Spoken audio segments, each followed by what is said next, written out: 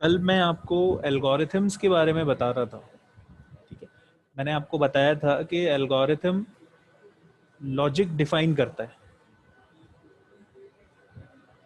ठीक है, एल्गोरिथम के थ्रू मैं किसी पर्टिकुलर प्रॉब्लम के सॉल्यूशन पे पहुंच जाता हूं। So what is an algorithm? Algorithm एक स्टेप वाइज मेथड है जिसमें इंस्ट्रक्शंस होते हैं जिसके थ्रू मैं अपने पर्टिकुलर टास्क को परफॉर्म कर सकता हूँ या फिर एक क्लास ऑफ टास्क को परफॉर्म कर सकता हूँ। Just a minute. Okay, Janvi ने पूछा है पीडीएफ में सीरियल वाइज चैप्टर है। हाँ जानवी, एक्चुअली ये जो पीडीएफ है ये मैंने एक बुक से, जो आप अभी देख रहे हो ना, ये बुक से डिराइव की है। ये जो बुक है ये आपके कॉलेज की लाइब्रेरी में भी अवेलेबल होगी और इस बुक का नाम है प्रदीप कुमार सिन्हा। सिंस मैं इसी बुक को रेफर करूंगा जब आप कॉलेज में आएंगे, तो इसी बुक को रेफर करूंगा, तो मैंने स्लाइड्स भी यहीं से प्रिपेयर की हैं।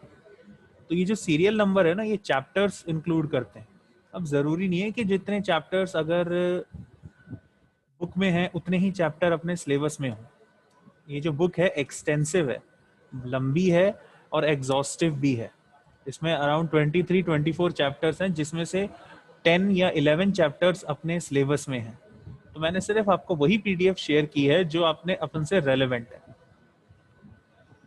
यदुवीर सर हिंदी यूज कीजिएगा। अरे बिल्कुल यदुवीर, मैं हिंदी ही पढ़ाऊंगा, हिंदी में ही पढ़ा रहा हूँ, पर आपको धीरे धीरे मैं इंग्लिश वर्ड्स भी सिखाता जाऊंगा ताकि प्रोग्रामिंग में जो हम वर्ड्स यूज करते हैं वो आपको आए, क्योंकि प्रोग्रामिंग में अपन हिंदी नहीं पढ़ सकते पक्का।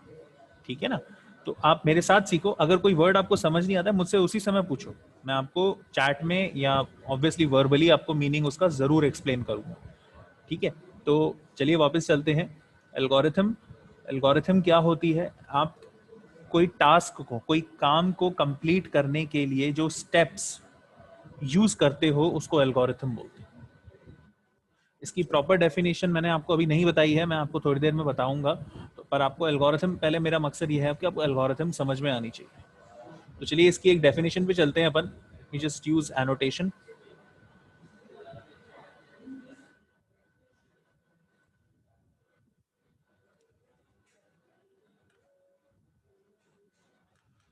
Rhythm is a well written finite set of steps to perform, या perform भी नहीं, to solve a particular class of problem। ये एल्गोरिथम की डेफिनेशन होती है। ठीक है, फाइनाइट सेट ऑफ स्टेप्स होते हैं जिसके थ्रू मैं एक पर्टिकुलर क्लास ऑफ प्रॉब्लम को सॉल्व कर सकता हूँ। अब ये जो एल्गोरिथम मैंने आपको बताया था दो तरह की होती है, सूडो कोड और फ्लो चार्ट। ठीक है, सूडो कोड PSEUDO और फ्लो चार्ट। सूडो कोड मतलब होता है फेक प्रोग्रामिंग, मतलब कंप्लीट प्योर प्रोग्रामिंग नहीं, प्रोग्रामिंग से मिलती जुलती। इसमें सूडो कोड बेसिकली क्या होता है? एल्गोरिथम को एक स्ट्रक्चर्ड इंग्लिश लैंग्वेज में लिखने का तरीका होता है। ठीक है, मैं एल्गोरिथम को जनरली सूडो कोड से ही रिप्रेजेंट करता हूँ, इसीलिए मैं इन दोनों को अल्टरनेटिवली यूज करूंगा। मैं एल्गोरिथम बोलूँ या सूडो कोड बोलूँ, बात एक ही है। फिर आता है अपना फ्लो चार्ट। फ्लो चार्ट भी एल्गोरिथम ही होती है, पर फर्क ये है कि ये डायग्रामेटिक रिप्रेजेंटेशन होता है सॉल्यूशन का। ठीक है, मैं अगर सिंबल्स के थ्रू, डायग्राम्स के थ्रू अपनी प्रॉब्लम को सॉल्व कर रहा हूं तो वो फ्लो चार्ट है। अपन को दोनों प्रॉपरली स्टडी करने हैं क्योंकि इन पे क्वेश्चंस बनते हैं। कल अपन ने, आपको याद होगा, अपन ने सूडो कोड लिखा था चाय बनाने का, बहुत अच्छी चाय बनी थी, अदरक वदरक नहीं डाली थी पर फिर भी अच्छी बनी थी। तो आज अपन अब चाय तो नहीं बनाएंगे, अपन अब थोड़ा प्रोग्रामिंग की तरफ मूव ऑन करेंगे, बिकॉज रिमेंबर हमारा एम प्रोग्रामिंग सीखना है और ये it is the pre preparation step. ठीक है ना? It is the pre preparation step to learn programming. So let's say अपन एल्गोरिथम बनाने की कोशिश करते हैं। कुछ टर्म्स भी आपको सीखने की मिलेंगी, आप इसमें बिल्कुल फ्री हो, एल्गोरिथम्स लिखने में कोई रूल वगैरह नहीं है। बट हाँ, मेक श्योर कि आपके एल्गोरिथम रीडेबल हो, क्लियर हो कंफ्यूजिंग नहीं होनी चाहिए और खत्म होनी चाहिए। ऐसे नहीं कि आप एल्गोरिथम लिखिए और मुझे वो कंफ्यूज कर रही है या गोल गोल घुमा रही है, तो वो नहीं होना चाहिए। ओके, तो चलिए एक क्वेश्चन जैसे है कि आई हैव टू फाइंड या I have to write an algorithm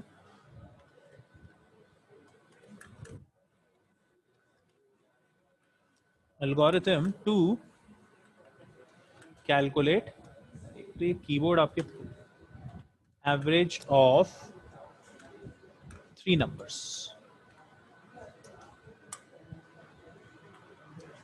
ठीक है। You have to find average of 3 numbers. इसका अपन को सूडो कोड या एल्गोरिथम लिखनी है तो कैसे लिखेंगे? इवन दो कि प्रॉपर रूल्स या कोई किसी तरह की फॉर्मेटिंग नहीं है, अपन थोड़ा सा रूल फॉलो करेंगे ताकि सबकी एल्गोरिथम लिखने के तरीके में कंसिस्टेंसी आए, ठीक है ना। तो हमेशा एल्गोरिथम का फर्स्ट स्टेप होगा स्टार्ट, एवरी टाइम।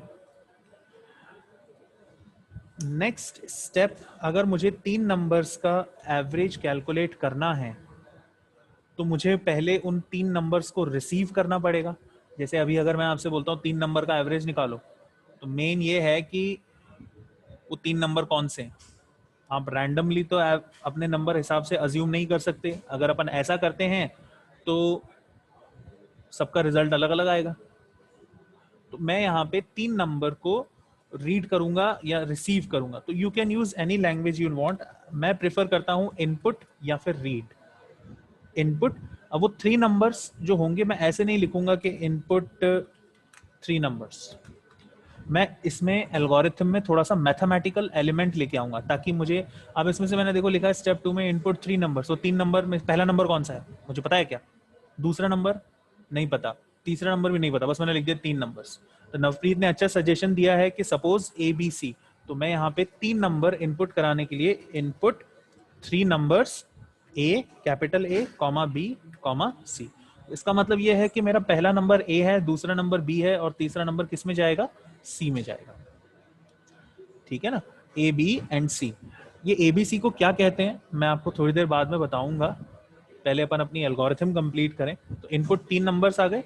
आप इसको जैसे जैसे आप फ्लुएंट होते जाएंगे ना, आप इसको डायरेक्टली भी लिख सकते हैं। इनपुट ABC हो गया, बाद में अपने आप अपन आइडेंटिफाई कर सकते हैं कि ये 3 नंबर्स हैं, but for now I am not going to do that. मैं सीधा नंबर्स लिखूंगा। Then is our step 3, 3 numbers आ गए। Now I want to calculate the average. Average calculate करने के लिए पहले मुझे सम निकालना पड़ेगा। तो सम इक्वल्स टू, अब यहाँ पे इक्वल टू जो मैथ्स में यूज करते हैं वो यूज नहीं करेंगे, मैं यूज करूंगा एरो ऑपरेटर। अब यहाँ पे ये थोड़ा, सिंस कीबोर्ड में डायरेक्ट एरो नहीं बनता है, इसलिए मैंने 2 ऑपरेटर्स का यूज किया है, लेस देन और माइनस का। कॉपी में जब आप बनाएंगे, जैसे मान लीजिए आप बनाते हैं तो आप कुछ इस तरह से लगाओगे आप तो इसको, ठीक है ना, कुछ इस तरह से। बट सिंस कीबोर्ड पे ये नहीं है, ओके, कीबोर्ड पे ये नहीं है, इसीलिए there is nothing we can do. So आपको स्टेप्स समझ में आए कैसे अपन ने लिखे? एक तो ये ओवरराइट और हो गया है, क्लैश हो रहा है। Late me just correct this, या चलो वापस ही लिख लेते हैं।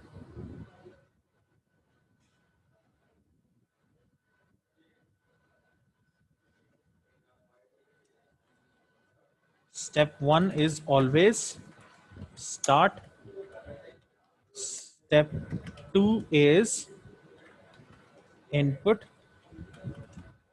3 numbers. Let's say A, जो ये जो नंबर्स आप ले रहे हैं ना, हमेशा कैपिटल में लेना, A, B and C. Step dash 3 is, अब मुझे इन दोनों को ऐड करना है। विशाल पूछ रहा है सर सम मीन्स, सम का मतलब टोटल।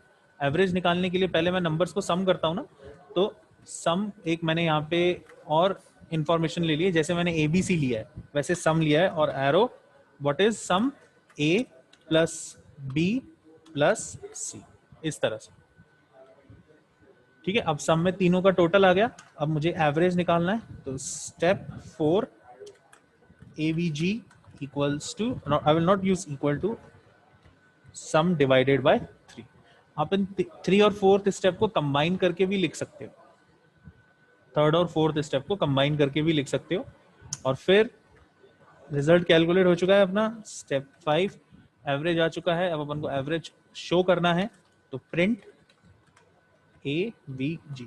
अब प्रिंट की जगह शो आउटपुट लिख सकते हो, डिस्प्ले लिख सकते हो जैसे नवप्रीत ने लिखा है, या फिर प्रिंट, व्हाटएवर यू वांट।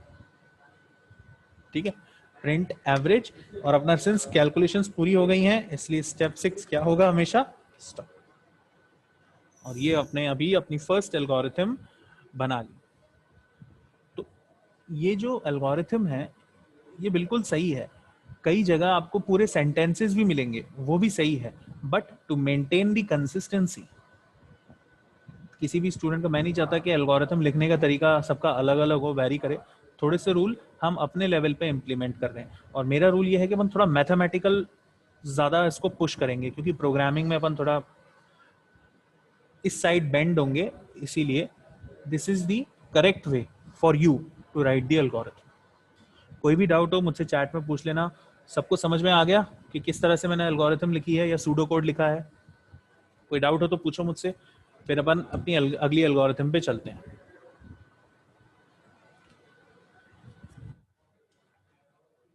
जैसे अपने जो स्लाइड है,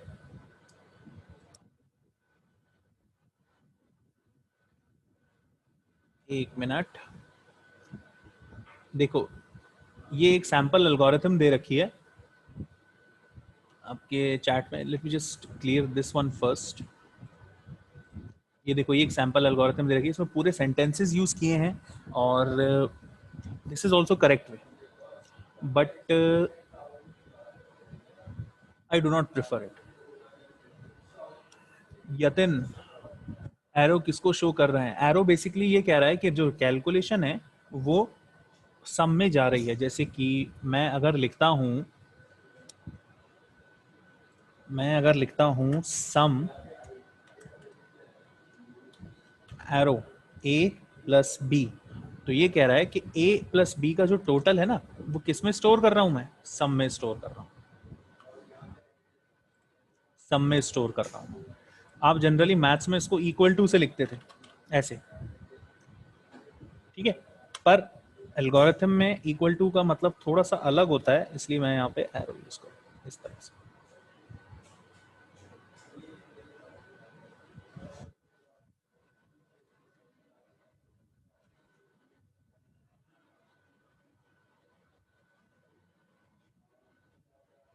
ओके ठीक है जानवी, मैं एक बार इस एल्गोरिथम को रिपीट कर दूंगा, डोंट वरी। और नेक्स्ट इशू नवप्रीत ने पूछा है, सम एंड एवरेज को पहले अलग से लेंगे देन सम एवरेज में कैलकुलेशन जाएगी। नवप्रीत, अपन एग्जैक्ट प्रोग्रामिंग नहीं कर रहे हैं, तो आप जैसे जैसे आपकी रिक्वायरमेंट आ रही है आप वैसे वैसे अपने वेरिएबल्स को बना सकते हो, ठीक है? एक वर्ड मैंने अभी बोला है वेरिएबल, ये वर्ड अब आपकी प्रोग्रामिंग लाइफ में इतनी बार रिपीट होगा जितनी बार आपका नाम रिपीट नहीं होता। एक मिनट,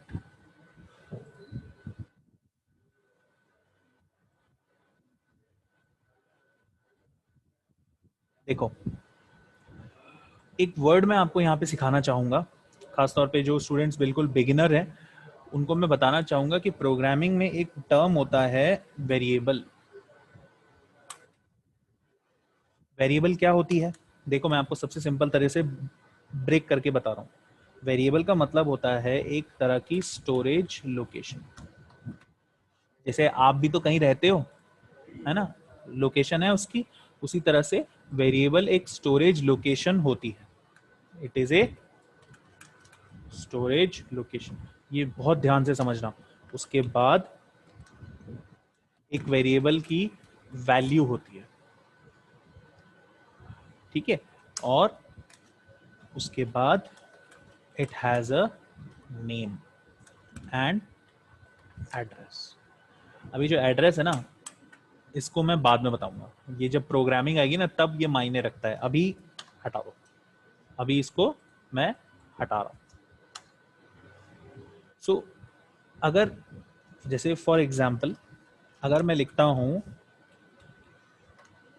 A5, तो A जो है मेरा वेरिएबल है जिसकी वैल्यू है 5। ठीक है, जब आप ये लाइन लिखते हो ना तो कंप्यूटर अपनी मेमोरी में, हालांकि इवन दो अपन अभी प्रोग्रामिंग पे नहीं पहुंचे तो कंप्यूटर अपनी मेमोरी में इस तरह से एक मेमोरी सेल रिजर्व कर लेता है ना, जगह बुक कर देता है, और इस मेमोरी ये खाली होती है ज़्यादातर, और इसके अंदर आप वैल्यू स्टोर कर सकते हो, जैसे कि 5, और ये क्या है, ए। तो ये जो बॉक्स है ये तो हो गया स्टोरेज लोकेशन, इसकी वैल्यू जो है वो ये रही, और इसका नाम ये रहा। इसका एड्रेस भी होता है क्योंकि मेमोरी में तो एड्रेस होगा ही होगा, पर वो बात की बात है। तो अपन ज़्यादातर क्या है, कैलकुलेशंस वेरिएबल के थ्रू करते हैं, डायरेक्ट वैल्यूज के साथ नहीं करते। तो आपने देखा होगा अभी यहाँ पे जो मैंने एल्गोरिथम लिखी थी, जिसमें मैंने यूज किया था ए, फिर से लिखते हैं अपन उसको, start input A comma B comma C, ठीक है, उसके बाद sum equals to A plus B plus C. Let me just इसको कैपिटलाइज कर दूं मैं, एवीजी क्या होगा, सम डिवाइडेड बाय 3, और प्रिंट एवीजी। अब यहाँ पे जो सम है ये एक वेरिएबल है, ए एक और वेरिएबल है, बी एक और वेरिएबल है, सी एक और वेरिएबल है, सम एक और वेरिएबल है। प्रोग्रामिंग में वेरिएबल्स का बहुत एक्सटेंसिव यूज होता है क्योंकि ये मैथमेटिकल वैल्यूज को होल्ड करते हैं। कोशिश करके मैं वैल्यूज को डायरेक्टली यूज नहीं करता हूं, मैं वेरिएबल्स में यूज करता हूं। ऐसा क्यों करता हूं, जब अपन प्रोग्रामिंग में चलेंगे मैं आपको समझाऊंगा, ठीक है ना। तो होपफुली जान भी आपको समझ में आया होगा, जो मैंने स्टेप्स मिस किए हैं अपने, तो यहाँ मैंने लिख दिए हैं।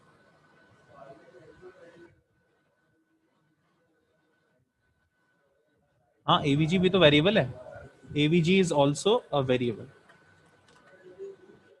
ठीक है। ये वेरिएबल क्या है, मैथमेटिकल वैल्यूज स्टोर करते हैं। जैसे मेरे को ए की वैल्यू नहीं पता है, पता है क्या, मैंने वेरिएबल उसको असाइन कर दिया। बिल्कुल वैसे ही जैसे आप मैथ्स में लिखते थे ना, एक्स वाई जेड यूज करते थे आप एल्जेब्रिक इक्वेशंस में, A X square plus B X plus C, यहाँ पे ए बी सी कुछ भी हो सकता था। तो यहाँ पे भी यही इशू, यहाँ पे यही पॉइंट है। तो वेरिएबल्स बहुत एक्सटेंसिवली यूज होते हैं आपकी प्रोग्रामिंग में, इसीलिए एल्गोरिथम में भी हम इसे बहुत यूज करेंगे। वेरिएबल समझ में आ गया, what is a variable? A variable is a storage location that has a value, a name and an address. ये इसकी ऑफिशियल डेफिनेशन है। एड्रेस बाद में देखेंगे अपन। चलिए मैं इसको क्लियर आउट कर देता हूं, और अब आपको जब भी एल्गोरिथम बनाएंगे आप वेरिएबल्स का बहुत ज़्यादा यूज़ करेंगे, दिल खुल के यूज़ करो, ठीक है ना। मैं इसको क्लियर आउट कर देता हूं, let's move on to our next question.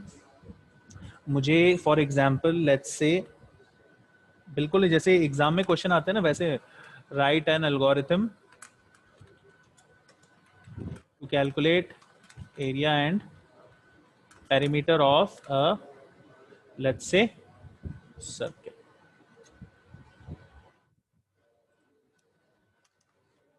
Easy है, फॉर्मूला आपको पता है, तो क्या होगा इसका, स्टेप डैश 1 हमेशा स्टार्ट, स्टेप 2, स्टेप 2 प्लीज बताएं मुझे, भूल गया मैं। अब देखो अपन को एरिया और पैरामीटर कैलकुलेट करना है, तो आपको इसका फॉर्मूला तो पता है, pi R square and 2 pi R. अब इसमें से कौन सी इंफॉर्मेशन है जो मुझे चाहिए ताकि मैं सक्सेसफुली एरिया कैलकुलेट कर सकूं? बिल्कुल सही, रेडियस। तो आई विल राइट इनपुट, आप रीड भी लिख सकते हैं, रीड रेडियस, ठीक है, रीड रेडियस। स्टेप 3 क्या होगा, आपके पास अब सारी इंफॉर्मेशन है ना, सारी जो रिक्वायरमेंट है सारा आपको पता है। अब अपन फॉर्मूला लगा सकते हैं सीधा। तो क्या है फॉर्मूला, एरिया किसके बराबर होगा, पाई। अब उनको पाई तो पता ही नहीं है क्या होता है, तो यहाँ पे आप सीधा, अब आप नोटिस करो कीबोर्ड पे वो पाई का सिंबल नहीं होता है, तो यहाँ पे मुझे क्या लिखना पड़ेगा, 3.141 डायरेक्ट लिखना पड़ेगा। अगर आपको ऐसा नहीं लिखना है, आपको पाई लिखना है, तो मैं इसको करता हूं स्टेप 4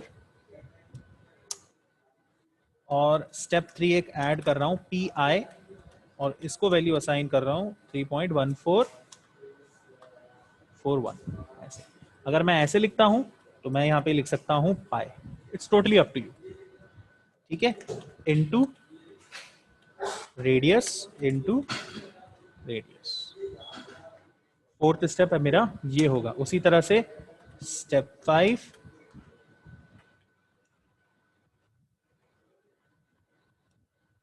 सर्कमफ्रेंस क्या होगा 2 इंटू पाई इंटू रेडियस। दोनों आ गए। Step 6 display area comma friends. Step 7 सारा काम हो गया, स्टॉप। ठीक है, देखो कितनी इजीली अपन ने एल्गोरिथम लिख ली to calculate area and parameter of a circle. एक छोटा सा एक मिस्टेक हुआ है मुझसे फिफ्थ स्टेप में, 8 की जगह मल्टीप्लाई आएगा लाइक दिस। ठीक है, थैंक यू आदर्श, अपन ने इसको करेक्शन कर लिया।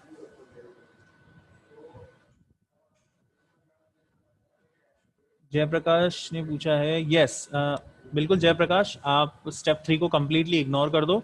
अगर अपन स्टेप 3 नहीं लिखते हैं तो पी आई की जगह मैं 3.141 डायरेक्टली लिख सकता हूँ, देयर इज नो प्रॉब्लम। बस एक चीज का ध्यान रखें, जो वेरिएबल आपने through out the program use किया है उसी वेरिएबल को आप आने वाले अपकमिंग जो स्टेप्स हैं उनमें भी यूज करेंगे। अब जैसे मैंने यहाँ पे लिख दिया रेडियस और यहाँ नीचे मैं अपना दिमाग लगा रहा हूँ आर लिख रहा हूँ यहाँ पे, ये गलत है, दिस इज रॉन्ग। ठीक है, मैंने रीड क्या किया है रेडियस, तो आप रिपीट भी अब क्या करोगे रेडियस लिखोगे, दिस इज कंप्लीटली इनकरेक्ट। यहाँ पे रेडियस अलग वेरिएबल है, आर अलग है। ठीक है, मेक श्योर आप ये मिस्टेक ना करें, and this is how you right an algorithm. चलिए अब मैं आप लोगों को एक टास्क देता हूं। I want to write an algorithm to convert temperature in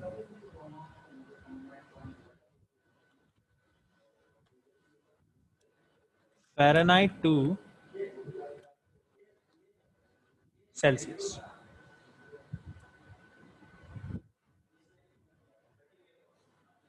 हाँ जयप्रकाश, जहां पे अपन ने रीड रेडियस लिखा है उसको रेडियस की जगह अगर आप आर कर दो, जैसे कि ये ऐसे, अब ये प्रोग्राम पूरा सही है, अब ये एल्गोरिथम पूरी सही है। ठीक है, तो if I want to write an algorithm to convert temperature in Fahrenheit to Celsius, तो मैं आपको फॉर्मूला आपको पता होगा क्या होता है, C होता है F minus 32 into 5/9। I think यही होता है फॉर्मूला। एग्जाम में फॉर्मूलाज अच्छे खासे चांसेस है नहीं दिए जाएंगे, but this is something you can ignore. ठीक है, तो चलिए late me just clear out, और वन बाय वन आप मुझे स्टेप बताते जाएंगे। स्टेप 1 मेरे पास है स्टार्ट, स्टेप 2 क्या है, what do I need? I want to convert temperature in Fahrenheit to Celsius. Read F, मिलन ने F, मैं एग्जैक्ट आप जो बोलोगे मैं वही लिखूंगा। स्टेप 3 प्लीज बताएं।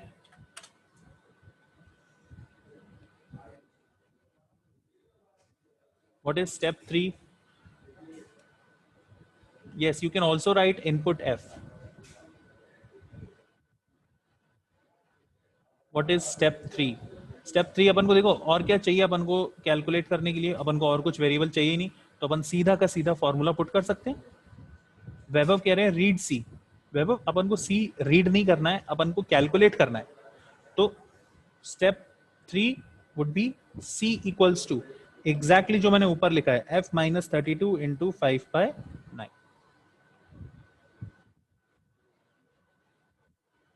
ये मेरा फॉर्मूला हो गया। स्टेप 4 शो सी या फिर display C, whatever you want. Step 5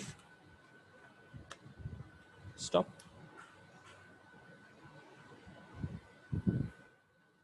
ठीक है, कितना इजी है एल्गोरिथम्स लिखना, है ना.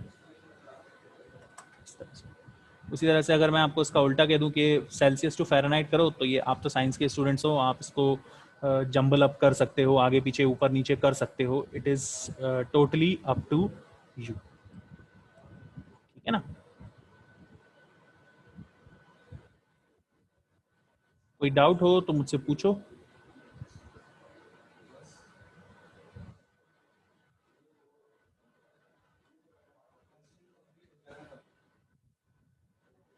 एक बार इसको पढ़ो.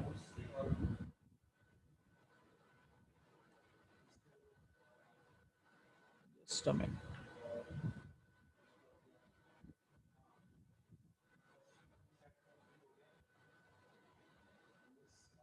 एक और मेरे को एक स्टूडेंट है जिसका नाम है vivo813. तो प्लीज अपना नाम करेक्ट करें. उसी तरह से एक और नाम है रेडमी. Don't do that. ठीक है ना. तो अपने नाम यार, फोन के नाम से पहचानोगे क्या. मैं सच बता रहा हूँ, जब आप आओगे ना, मैं आपका फोन चेक करूंगा और ये आपके जो नाम है ना vivo813, पूरे चारों साल रजिस्टर में तुम्हारा नाम vivo813 लिखूंगा मैं. अपने नाम पे प्राउड करो यार. आप लोगों को एल्गोरिथम लिखना आ गया, किस तरह से अपन लिख रहे हैं. हाँ, एक लक्ष्य ने मेरे को एक एरर पॉइंट आउट किया. Even though this is not an error, but अपन ऐसे ही लिखेंगे. This is something that I am telling you. ठीक है ना. ये अगर आप इक्वल टू लिखोगे तो ऐसा नहीं है कि भूकंप आ जाएगा या फिर मिस्टेक हो जाएगी, but this is something that I am telling. ठीक है. So step 3 is, yes correct कर लीजिए. Step 3 is C arrow f-32 into 5/9. Okay. So this is how you write a basic. ये जो एल्गोरिथम थी, this is a sequential algorithm. Algorithm को algo भी बोलते हैं. फिर अपने पास कुछ स्टेप्स होते हैं जो कि हम सीक्वेंस में रिप्रेजेंट नहीं कर सकते हैं. वो किसी कंडीशन को सेटिस्फाई जब हम करते हैं ना, तभी होते हैं. ठीक है. उसको अपन या तो ब्रांचिंग एल्गोरिथम बोलते हैं या फिर कंडीशनल एल्गोरिथम. ठीक है. ब्रांचिंग और कंडीशनल एल्गोरिथम. ये जो आप पढ़ रहे थे, ये सीक्वेंशियल एल्गोरिथम. गौरी ने पूछा है what is the difference between equal to and this arrow. Gauri, for now there is no difference. अभी मैं आपको ये बताऊंगा, जब मैं आपको कंडीशनल और ब्रांचिंग बताऊंगा, तब मैं आपको बताऊंगा इनमें डिफरेंस है. ठीक है. जब भी आपको वैल्यू असाइन करनी हो या कैलकुलेट करनी हो, तो आप कुछ इस तरह से लिखेंगे, ये एरो लगाएंगे. मैं आपको डिफरेंस बताऊंगा जब मैं आपको कंडीशनल एल्गोरिथम बताऊंगा.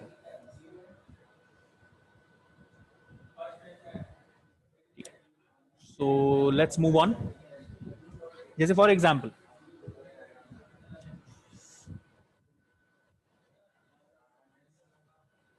गौरी 2 मिनट वेट करो, फिर मैं आपको बताता हूँ कि कब इक्वल टू यूज करना है और कब व्हाटएवर यूज करना है या एरो यूज करना है.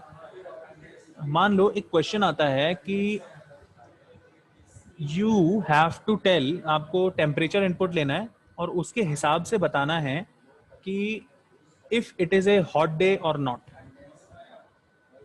समझे आप. Write an algo to check if it is a hot day और नॉट. अब यहाँ पे मेरे पास दो रास्ते हैं. यस वैभव, मेरे पास दो रास्ते हैं. या तो दिन तप रहा है या फिर नहीं है. ठीक है. तो ऐसे केस में मैं सीक्वेंशियल स्टेप्स कैसे लिखूंगा, क्योंकि मेरे पास दो रास्ते आ गए. पहले सीक्वेंस में तो एक ही रास्ता था, अब आप दोराहे पे खड़े हुए हो. तो दोराहे पे मैं क्या यूज करूं. तो दोराहे के लिए मेरे पास ब्रांचिंग और या फिर कंडीशनल एल्गोरिथम आती है. ठीक है. और इसीलिए मैं यहाँ पे यूज करूंगा इफ एल्स। इफ का मतलब क्या होता है? अगर, और एल्स का मतलब नहीं तो। अगर ये, तो ये काम करना है, यहां चलेंगे, इस रास्ते चलेंगे, नहीं तो अपन इस रास्ते चलेंगे। जैसे सेंटेंस, अगर बारिश हो रही है तो हम घर बैठेंगे, और अगर बारिश नहीं हो रही है तो भी आज मूड नहीं है कॉलेज जाने का, हम घर ही बैठेंगे। समझ रहे हो क्या कह रहा हूं मैं? तो इफ एल्स मेरे को ऑप्शन देता है रास्ते चुनने के। तो इस क्वेश्चन को देखो कैसे करेंगे। Step 1, start. स्टेप 2, अब सवाल ये है कि मुझे चेक करना है कि दिन हॉट है कि नहीं है, तो इसके लिए मुझे टेम्परेचर रीड करना पड़ेगा। तो नवप्रीत ने बिल्कुल सही कहा है, रीड टेम्परेचर, है ना। किसी भी स्टेप में दिक्कत हो मुझसे पूछ लेना, I can repeat the entire step. Step 3, यहीं पे मेरी कहानी शुरू होती है। टेम्परेचर आ गया, अब दिन गर्म कब होता है? जब मेरे ख्याल से अपन हिंदुस्तानी लोग हैं तो 40 तक तो झेल ही लेते हैं अपन। तो मैं यहाँ पे लिख सकता हूँ। अब yes, Vaibhav is correct, set the condition. तो मैं कब डिसाइड करूंगा कि दिन हॉट है या नहीं है, तप रहा है या नहीं तप रहा है? तो जनरली मैं ये कहता हूँ, ये मेरा मेरा आइडिया ही है कि अगर टेम्परेचर 40 से ऊपर है तो दिन तप रहा है, otherwise there is no issue, it is a lovely day. तो यहां पे मैं इसी चीज को कैसे एक्सप्रेस करूंगा? इफ से। If temperature, mathematical symbol use करूंगा। If temperature is greater than 40, है ना, देन, अब मैं अगला स्टेप नहीं लिखूंगा, ये स्टेप 3 का ही हिस्सा है। देन डिस्प्ले क्या? It is a hot day. हम नोटिस कर रहे हो मैं किस तरह से इन्वर्टेड कॉमा लगा रहा हूं? क्योंकि it is A message, it is not a variable. अभी तक अपन ने जितना भी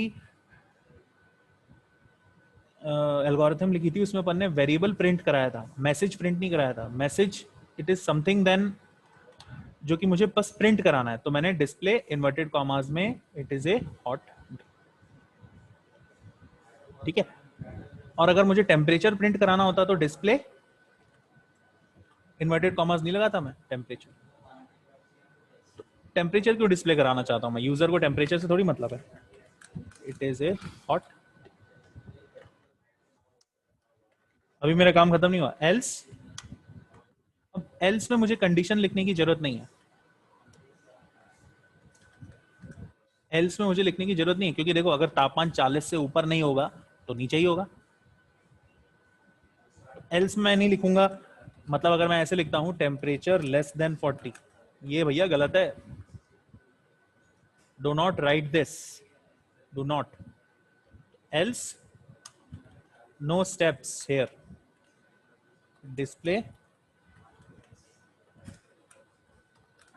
it is a lovely day. Rahul कह रहे हैं it is a cold day. भाई 39 डिग्रीज कोल्ड नहीं होता, 39 40 से कम है, कोल्ड नहीं होता, उसमें भी पसीने छूटते हैं। So it is a lovely day. Rahul sorry बोल रहे हैं, sorry Rahul, it's a joke. छोटी छोटी बात के लिए सॉरी क्यों मांग रहे हो यार? My bad, okay. ये आपको मिल गई एक अमेरिकन इंग्लिश का example, we rarely use, my bad. Adarsh पूछ रहे हैं सर 40 हो तो?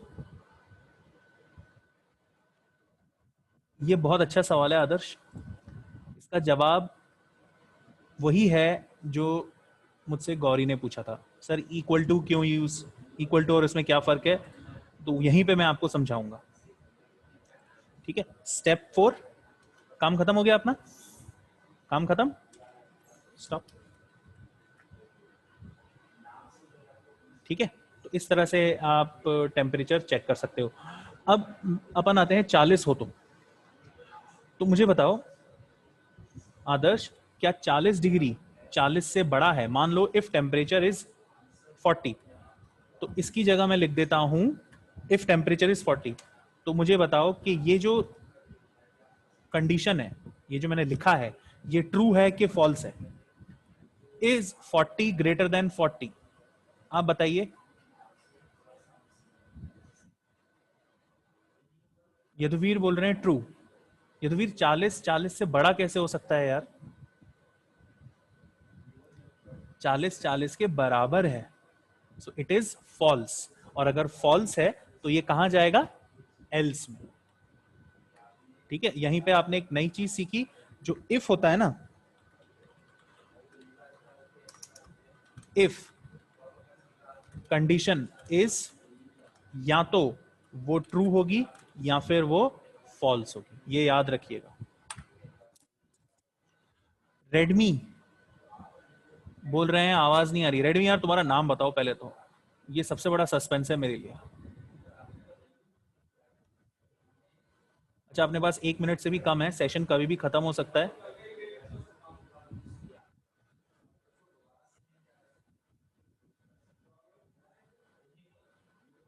नीचे वाली लाइन पे ध्यान देना, इफ कंडीशन या तो ट्रू होगी या फॉल्स होगी, मतलब कि ये चीज या तो ट्रू होगी या फॉल्स होगी, कभी और कुछ नहीं होगा इसका रिजल्ट। ठीक है, समझ में आ गया?